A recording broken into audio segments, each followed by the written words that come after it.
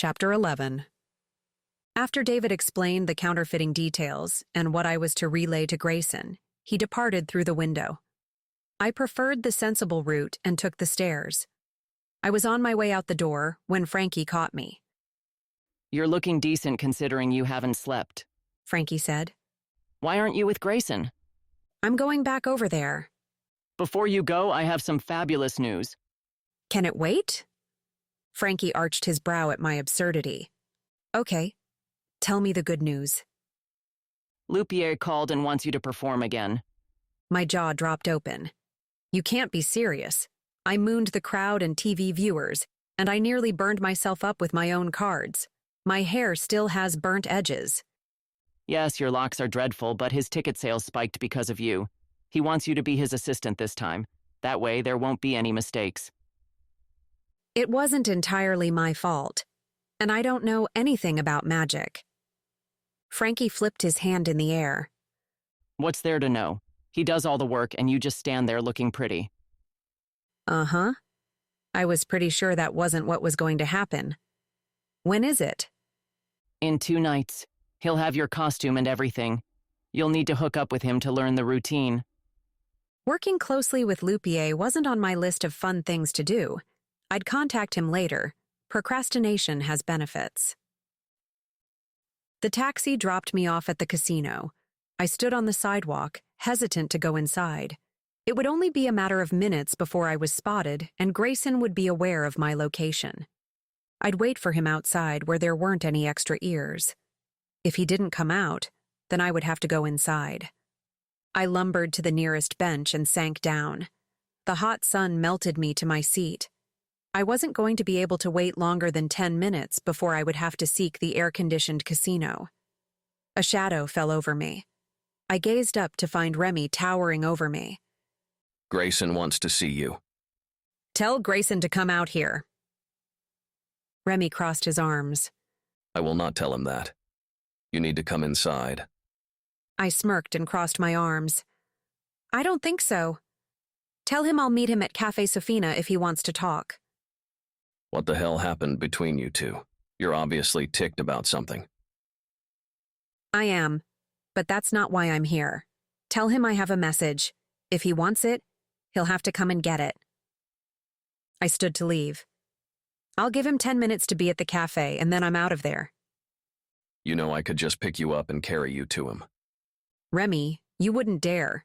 And after my battle with a punching bag today, I have the fighter's blood of Jet Li and maybe Bruce Lee. Nobody messes with them, I said, and poked his arm. That's it, Remy said, grabbing my waist. He picked me up like I was a football and carried me like one into the casino. Don't you dare, Remy. Looks like I already dared. Okay, I now know not to poke his arm. Eyes from the casino patrons flickered to Remy and me. No one seemed to think anything of it, and their eyes turned back to their slot machines. Put me down. I'll walk myself. I don't trust you. You might go all Jet Li on my ass. He chuckled. Actually, I'm thinking you might be more like Jackie Chan. Jackie Chan is a great martial artist. Yes, he is, but his movies crack me up. Are you saying I'm a clown? I didn't say clown. Jackie Chan isn't a clown, but he does make me laugh. So do you. You know I could punch you below the belt right now. You could, though it wouldn't help you at all. Why? I could run away. I wear a cup. I don't want to hear this, I said, trying to stick my fingers in my ear. Hey, you have to take precautions if you're in my line of work. Do all security guards wear cups? Why did I just ask that? Forget it. I don't want to know. Not all. I'm keeping my boys safe. I've had too many close calls. Remy, I don't want to hear about your boys unless they happen to be your children. He laughed. I don't want to be seen like this, I said. You should have thought about that before. He punched the elevator button with his meaty finger. The elevator door opened and Katerina stepped out. She stared at me with a slinking smile on her face. Well, well, what's this? Remy, are you taking Grayson's dog for a walk? Damn her! I flung my leg at Katerina just as Remy turned to step into the elevator. I missed Katerina and my leg connected with the elevator's metal door frame. Tears sprung to my eyes as a shockwave roared up my leg with pain. Katerina laughed and sauntered off. Remy glanced down at me and shook his head. Are you okay? He asked, swiping his pass in the elevator. He pushed the top floor button. If I had known you were trying to kick her, I would have stood still. You're making this harder on yourself. I'm making this hard? All I needed to do was give Grayson a message, and you go all King Kong on me. The only difference is we're taking the elevator to the top floor instead of scaling the building. He smiled. I like King Kong. He's a cool monkey. Isn't he a gorilla? Can't leave it alone, can you? What? He sighed. I'm glad I only have to escort you to Grayson. He can deal with you. This is what you call an escort? I think my whole middle is bruised from this escort. The elevator door opened, and he continued to carry me under his arm the final distance to Grayson's penthouse. Grayson opened the door, and only then did Remy set me down. I rubbed my stomach. She's all yours. He pushed me forward. Do you need me to stay? No, it's okay.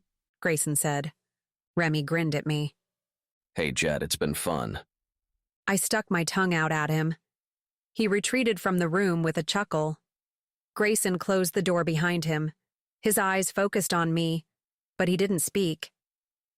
I sighed and limped to the couch. I inspected my leg to find it already puffy and red. It was only a matter of time before a nasty bruise would appear. Grayson inspected my leg. Do you want some ice for your leg? No, Did Remy do this? not really. Do you want to talk? No. Grayson knelt in front of me. Nadia, what's going on? Why did you leave so abruptly and return the same way? I groaned. I felt like an ass. Grayson had only been nice to me, and I'm treating him like crap because of what Maya said, because he had a bachelor lifestyle, and I wanted what? I certainly didn't want a man who was married to his work. So, what was my problem? I sighed. The problem was I was yet another woman who needed Maya to go and fetch her things. Just one more woman to iron out her needs and then be sent on her way. Nadia, what's going through your head? Grayson, I'm sorry. I overreacted to something someone said to me. Who said something to you? I shifted in my seat. I don't really want to talk about it. Grayson took my hand into his. I've been racking my brain to think what I could have done to make you run away. Please tell me so I won't do it again. It's nothing you did. Then what? I didn't say anything. His mouth twisted as he thought. Maya was the only one who talked to you. It was her. What did she say? I cringed. Nadia, what did she say? You have to promise you won't get mad at her. She didn't realize what had just happened between us. Her words were innocent. I promise I won't be mad. I studied his eyes to make sure he was telling the truth. She said I was one of the easiest guests you've had in a while, and most of the women that stayed here are demanding and high maintenance. Grayson sat back. Can I take back my promise? No. I'm sorry you had to hear that. His eyes caught mine. I can't tell you she's wrong. I put my hand up to stop him. Let me finish. He said. While she's not wrong, it may sound worse than it is. I don't have time for as many women as you might suspect. Honestly, you aren't like any of them. I don't really want you to have to explain. I was tired and overreacted. I understand your lifestyle doesn't allow you to tie yourself down. I'd be an idiot to think you would live like a monk. Please, let's drop this and move on. Grayson tugged me over to his side. His hands moved to cup my face. We're good now? He didn't give me time to respond. His lips were on mine, and I melted into him. So much for being mad.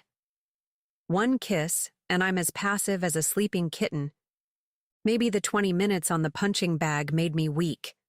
I should think about pawning it off on someone else. Or maybe I should just punch men who tick me off instead of a bag. It was something to ponder, but not right now. I needed sleep. My temperament wasn't on an even balance, and it was making everyone suffer. Grayson, I can't do this. You can't do this? He asked and nipped on my earlobe. No. How about this? He moved down to my neck. How about this? His hand slid to cup my breast. His thumb stroked my nipple. My breath caught. Maybe that. He smiled as his finger stroked and circled. You still have a few more hours to go before we can both sleep. We should probably go into the bedroom and wait it out in there. Grayson, I was supposed to tell you something, I said as he unhooked my bra. What? He asked, pulling my shirt over my head. I can't remember when you do that, I said as he bent down to capture my nipple with his teeth. It couldn't be too important, he said, lifting me from the couch and carrying me to the bed. I can walk, you know. This way is more fun. He laid me on the bed, stripped off the rest of my clothes, and pressed me into the bed with his weight on top of me. As he kissed away all my brain cells, my body hummed as his mouth roamed the length of me. Grayson, I really am supposed to tell you something. I still couldn't recall what I was supposed to tell him. Not sleeping and his deliriously intoxicating kisses made my head blank. I brought his head up to gaze into his eyes. What is it? He asked. They both had the same haunting steel gray eyes. Something was hard and unyielding in their eyes. But when Grayson looked at me with hungry need, the predatory edge softened slightly to make my blood boil with the same need. He didn't wait long for my reply and bent to steal my lips with his. David, I whispered into his lips. His head shot up with widened eyes. What? You heard me. I don't understand. And it's certainly not the name I want to hear you whisper in bed. What's going on? I brought his head down to whisper. He thinks your place is bugged, along with your limo and phone. You can't be serious. I nodded. He jumped up, taking me with him. Let's go to your place. Once dressed, he led me out the door. Grayson called Remy to meet us in the front. He whispered something to Remy as we exited the door. Remy's eyebrows flew up so high I was pretty sure they'd get lost in his scalp.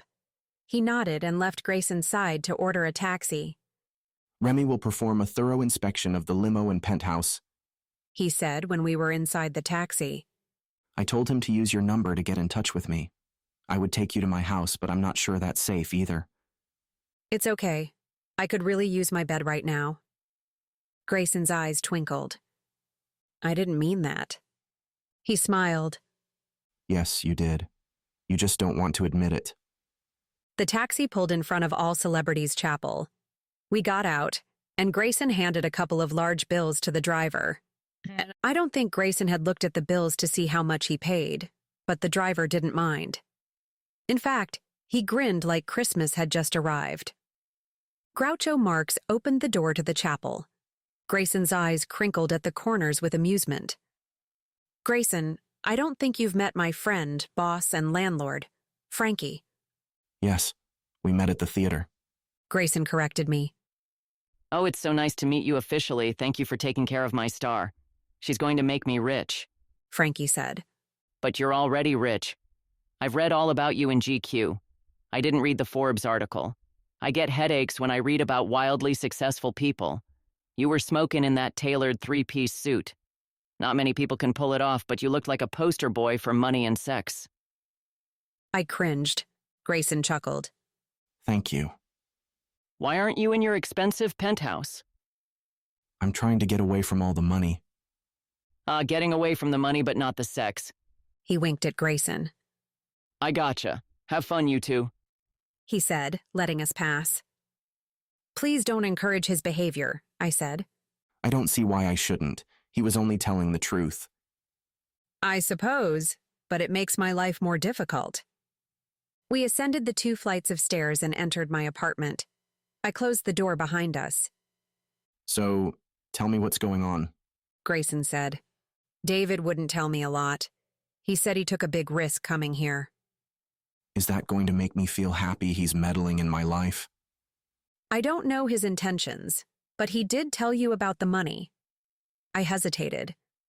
You know, when I talked to you on Remy's phone, I wouldn't have called the police. I hope you know that. A smile crept onto his face. I know. I wanted to tell Remy to bring you back, but I knew you needed space. I'm sorry for cornering you. If I would have just let you go, then you wouldn't have had to say that. I led him to the couch. He relaxed onto it, taking me with him. Where did you see him? Grayson asked. He was waiting for me here. He clenched his teeth. He was inside your apartment? Yes. He came through the window. He has some supernatural abilities. Do you know you both have the same eyes? Why did he come here? Why didn't he come to me? He said you were being watched, and it's probably easier to scale my building than yours. Though I'm sure he could find a way to scale yours too. He didn't scare you, did he? I was a little shocked he was here. But no, he didn't scare me. What happened between you two? Grayson shrugged. I thought I knew my brother, but I didn't at all. He left his new wife in my hands. He just walked off and left her and the family. We didn't know whether he was dead or alive. It was only in the last couple of weeks I spotted him and knew he was alive. The family still doesn't know. He said if I helped him, he could return to Maya sooner. We'll see about that. Whether you like it or not, he's trying to help you. By helping him, I'm helping Maya and you. What does he want you to do? Right now, just relay messages to you. He wanted to make his presence known. That's it? He also wanted to make sure you're aware you're being watched. I agreed to play poker against a guy by the name of Degor Moliente. Grayson shook his head. No way. Degor only plays high stakes. When he loses, he makes sure his thugs hunt down the winner and takes the money back with interest. My throat constricted. Why would people play with him? No one dares leave the table when he sits down. It's easier to lose the money and walk away with all your bones intact. He's banned from my casinos. Then I'll have to find him at a different one. Why does David want you to play him? To ask him questions. Does he think Dagor has information on the counterfeiting? I believe so. David's already wired the money into my account for the buy-in. I don't like this. Remy will go with you. No way. Everyone knows Remy works for you and he doesn't play poker. It would be obvious why he was there with me. As you said, I want to keep all my bones in one piece. What about Roy? Can you take him? No, I like him too much to put him in danger. Plus, if he was aware of what was happening, he'd try to stop me. I don't even know Roy, but I like him already. I'll be fine. As long as I have money, Dagor won't care why I'm there asking questions. I'm not a big-name poker player, so no one will know who I am. I still don't like this. Will the information from Dagor help? I shrugged. It's worth a shot. What if I have an invitational poker night at the casino? Then I could keep an eye on you. That wouldn't work, and you know it. You said yourself he was banned from the casino. And David thinks he knows about the fake money. So why would he step foot into your casino? Damn it.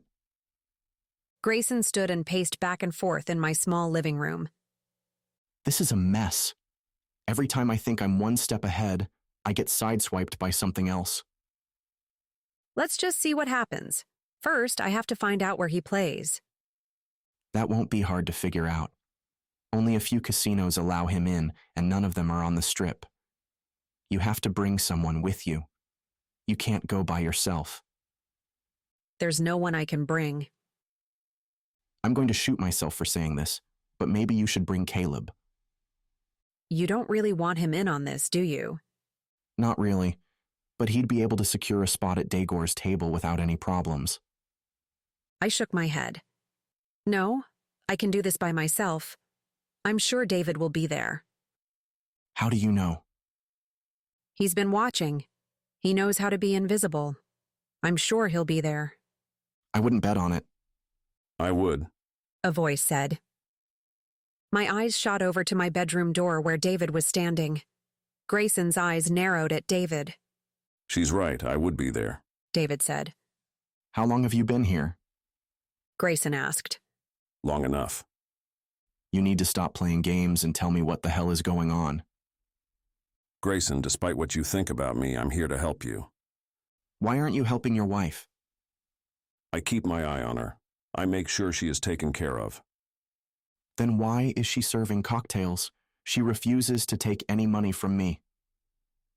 I don't know why she's serving cocktails. I wire $5,000 into her account every month. She has enough money to live comfortably without working. Confusion etched on Grayson's brow. Where does she think the money is coming from?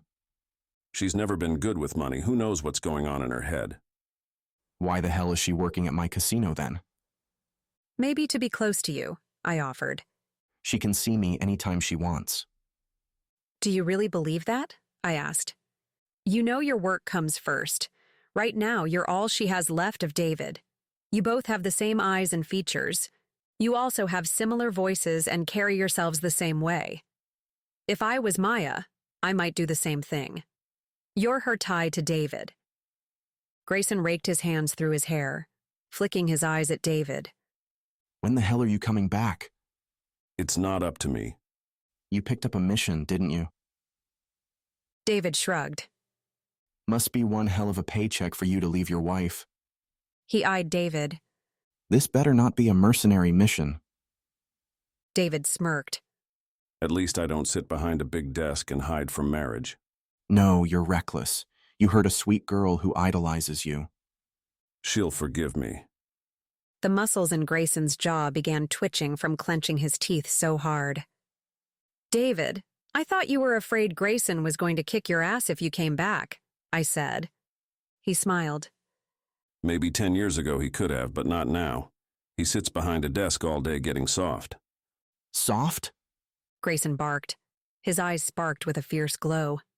That's what I said. Grayson glanced at me. You aren't going to say anything? He asked me. What do you want me to say? You could stand up for me the way you stand up for Maya. I only stand up for Maya because she's sweet. You're not. Grayson rubbed his forehead as if trying to stop a growing headache. David chuckled. Though it's fun to pick on you, we need to go over some plans, then I have to leave. Let's get this over with. David settled into the chair opposite of us.